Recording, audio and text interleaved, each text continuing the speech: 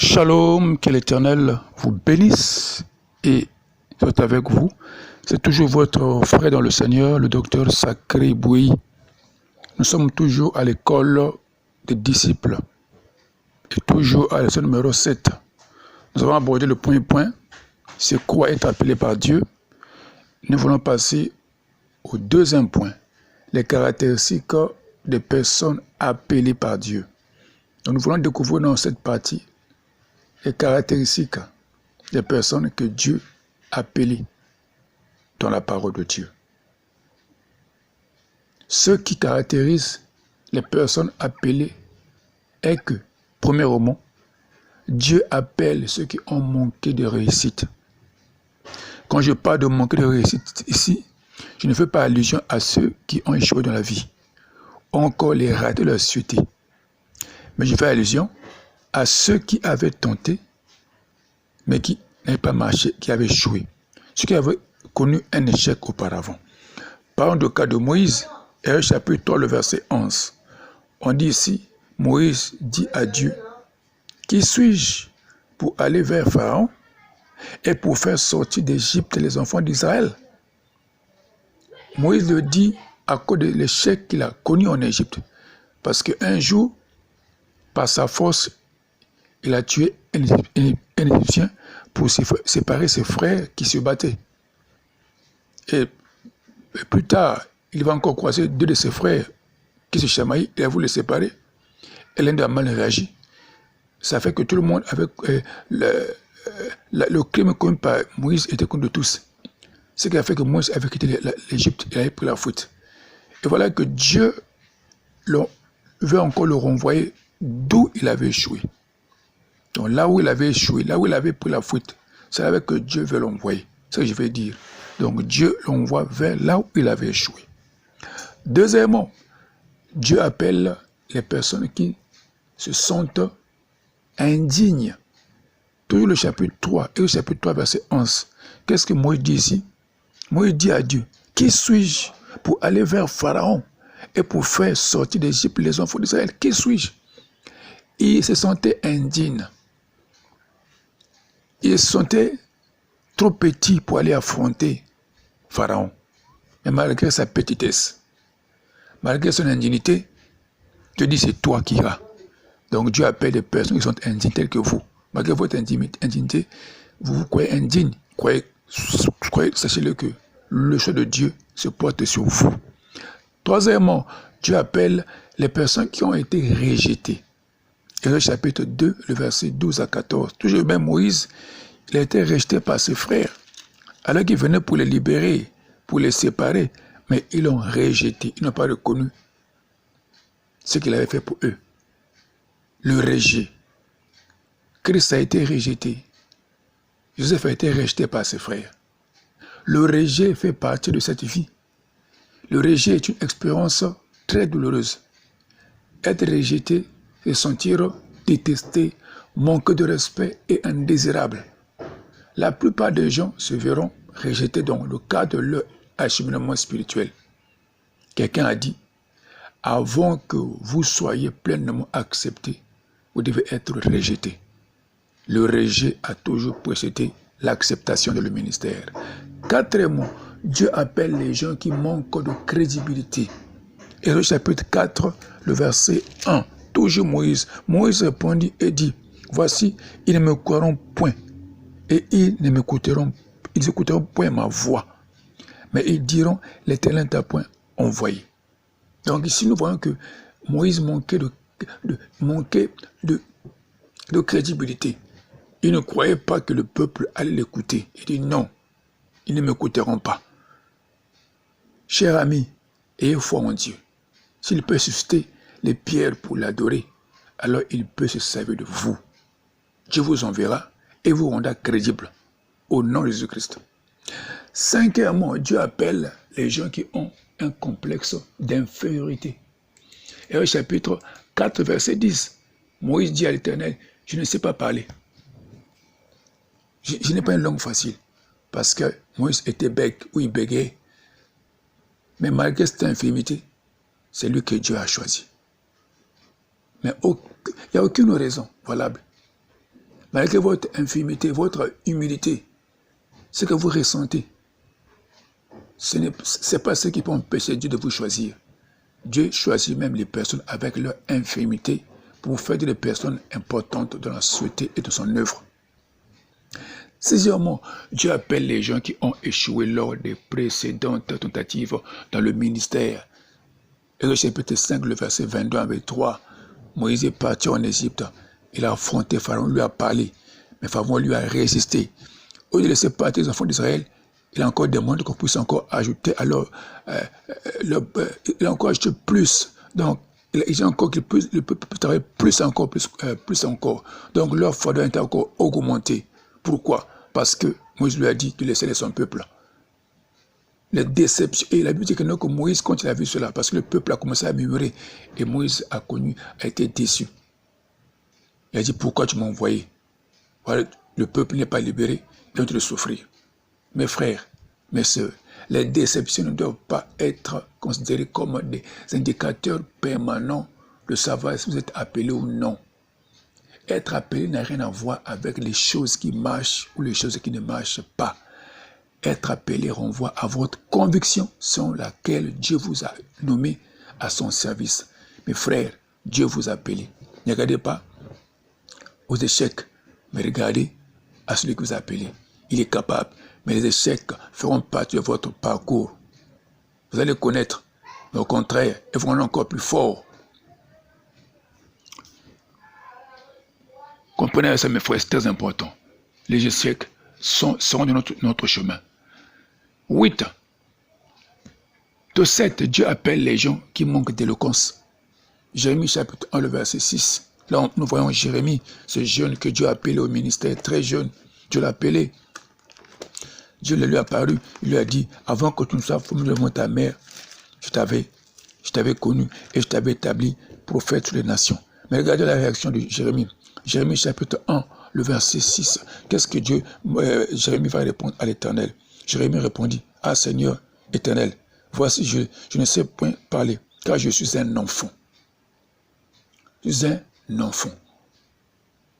Je ne sais point parler. Il ne sait pas parler. Frère, même si vous ne savez pas parler, ne soyez pas inquiet. Ne soyez pas inquiet si vous ne savez pas. Vous ne savez pas parler. Dieu appelle les gens qui ne sont pas des grands orateurs et les transforme en excellents prédicateurs. C'est Dieu qui agira en vous.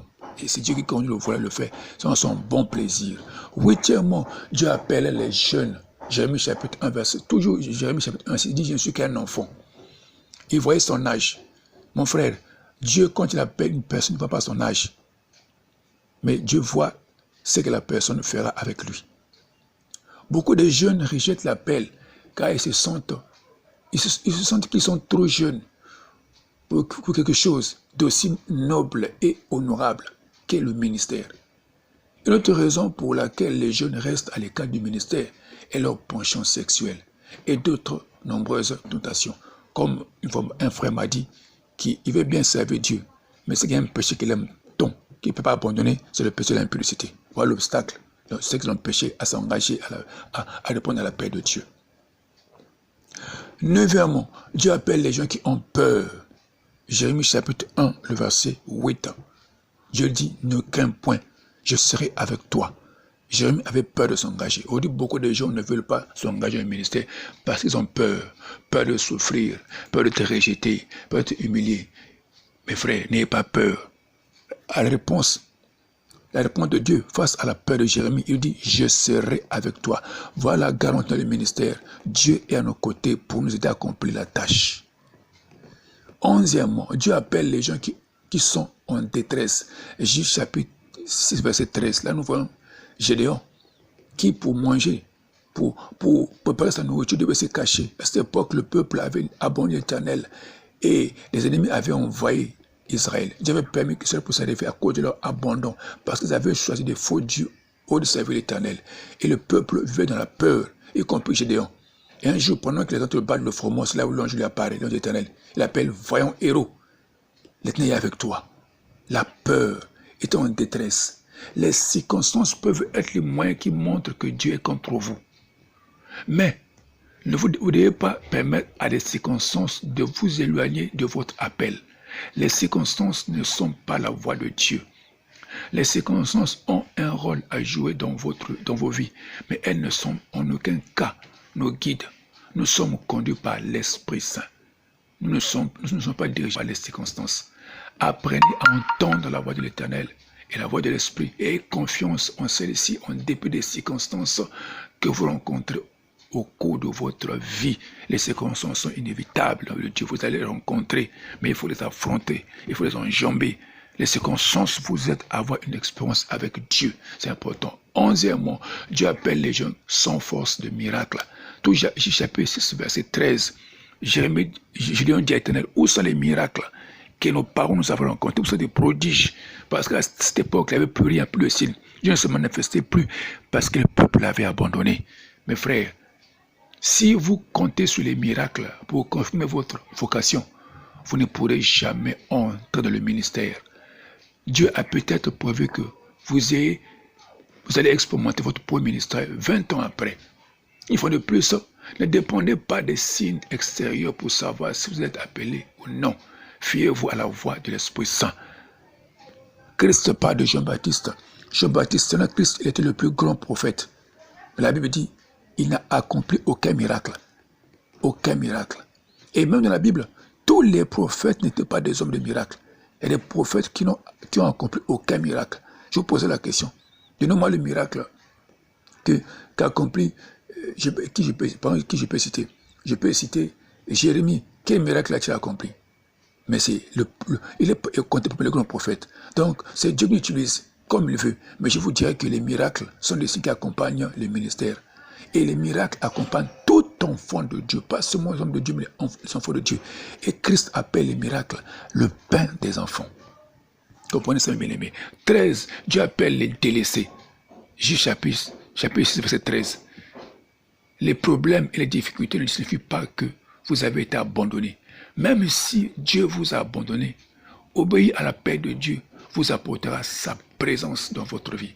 Suivez l'Esprit Saint pour entrer dans la présence de Dieu. Dieu appelle les délaissés. Ceux qui sont en détresse, Dieu les appelle. Ceux qui sont abandonnés, c'est à eux que Dieu se révèle. Et Gédéon était l'instrument choisi par Dieu. 13, Dieu appelle les gens qui n'ont rien à offrir. Gédéon, toujours Juge chapitre 6, verset 15, nous sommes toujours en train de voir Gédéon. Une autre raison pour laquelle les gens ne tiennent pas compte de l'appel, c'est parce qu'ils se rendent compte à quel point ils n'ont rien à offrir. Ils n'ont pas le mot ou l'onction. Ils ne savent pas trop. Ils n'ont jamais rien accompli pour le Seigneur. Gédéon a demandé, avec quoi vais-je sauver le peuple d'Israël? Mais Dieu vous enseignera tout ce que vous devez savoir. 14. Dieu appelle les gens issus des familles pauvres. Juge chapitre 6, verset 15. Tout Gédéon était que sa famille est la plus pauvre au Manassé. Malgré la pauvreté, malgré la position de sa famille, mais Dieu l'a choisi. Être issu d'une famille riche augmente la confiance en soi d'une personne. Parce que l'argent répond à toutes choses. La pauvreté, d'autre part, baisse votre estime de soi et vous fait perdre confiance. Et je vous dirais, frère, il y a des gens que Dieu a appelés issus des familles pauvres, nés pauvres, contre la pauvreté. Mais l'appel de Dieu a tout changé. Aujourd'hui, ils sont comptés parmi les hommes riches du monde. Dieu les a bénis. Mon frère, Dieu aussi peut vous bénir en vous appelant au ministère. C'est possible. 14. Dieu appelle les gens qui sont les derniers dans leur famille. Juge chapitre 6, 18. Gédéon dit, je suis le dernier de ma famille. Mes frères, Gédéon était dernier de la famille, mais Dieu l'a appelé. David était dernier, Dieu l'a appelé. Dieu appelle qui il veut, qui l'a choisi. Dieu ne regarde pas à l'apparence, comme l'a dit. Il regarde le cœur. Quand il choisit, il choisit. Quand il a un, il a un. Personne ne peut lui dire pourquoi tu l'as fait. Il sait qui choisir et pourquoi choisir. Et personne ne peut s'opposer au choix de Dieu. 15. Dieu appelle les persécuteurs de l'Église. 1 Timothée 1, 12 à 13. Paul était un grand persécuteur de l'Église. Il a torturé les chrétiens, battu les chrétiens. J'étais en prison. Mais plus tard, il a été appelé. C'est pour dire que ceux qui persécutent l'Église aujourd'hui sont les prédicateurs puissants de demain. Voilà pourquoi on doit prier pour tous ces persécuteurs, avec qu'un jour qu'ils puissent se convertir. Alléluia. Et enfin, 15, Dieu appelle les gens de mauvaise vie. Matthieu 9, 9 à 11, Dieu appelle les escrocs, les drogués, les prostituées, les brigands, les voleurs, les criminels. Les appelle à son service. Et je vous dirais, parmi ceux qui servent Dieu aujourd'hui, il y a des témoignages. Il y a des aussi magiciens, féticheurs, voleurs, brigands, assassins. Mais malgré cela, ils ont été choisis. Christ a dit, ce ne sont pas ceux qui sont en bonne santé qui ont besoin de médecins, mais des malades. Et Dieu a traité ces brigands, ces voleurs, ces prostituées. Aujourd'hui, ce sont des personnes de nouveau, comme dit l'Esprit, et qui servent Dieu puissamment. 16, Dieu appelle les méprisés. 1 Corinthiens 1, verset 28. 17, Dieu appelle les faibles. 1 Corinthiens 1, verset 27. Et voilà les personnes que Dieu appelle. Voilà les personnes que Dieu choisit. Je vous dirais, le choix de Dieu ne dépend pas d'une église, mais il dépend de Dieu lui-même. Dieu choisit la personne qu'il veut. Même si vous ne croyez pas en vous, même si le monde ne croit pas en vous, même si personne ne croit en vous, si Dieu vous choisit, ça sous-entend qu'il croit en vous et il va investir en vous. Il va vous utiliser comme son instrument par lequel il va démontrer sa gloire et sa puissance. Voilà pourquoi, pour vous qui êtes appelés, croyez en Dieu et croyez en votre appel. Même si vous n'êtes pas reconnu ou négligé, mais croyez en Dieu et croyez en vous. Parce que ce que Dieu a investi en vous finira toujours par se manifester ou encore attirer les regards. Même si vous êtes ignoré aujourd'hui, Dieu le permet. Parce qu'il y a un temps où la personne qui est appelée par Dieu est ignorée, méprisée, rejetée, acceptée. Mais il y a un temps où Dieu le fait sortir du silence, de l'obscurité. Il les fait apparaître dans la lumière. Ainsi, ceux qui ont rejeté vont croire et accepter que nous avons la paix de Dieu. Voilà pourquoi que Dieu vous bénisse pour vous qui avez la paix de Dieu. Et demeurer, ça veut Dieu sur la paix que vous avez reçue. Soyez richement bénis. Shalom. Bye. À demain pour la continuité